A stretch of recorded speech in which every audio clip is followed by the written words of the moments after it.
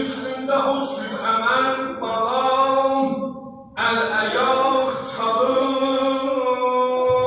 Ama dikkat ele aşikan İmam Hüseyin bir baktı yatağısına.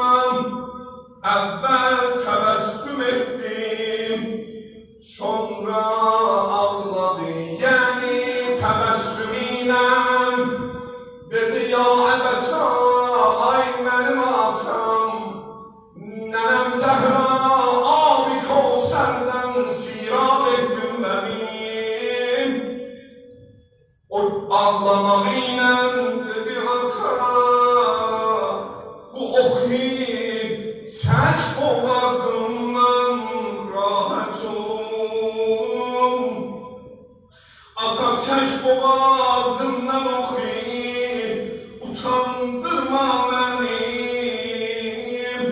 Ele ki o bala danışıp yatasıyla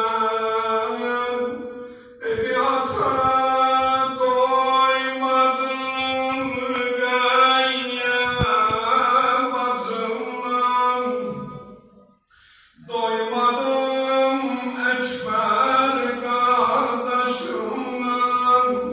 Hey anam deyərdi, iməkləri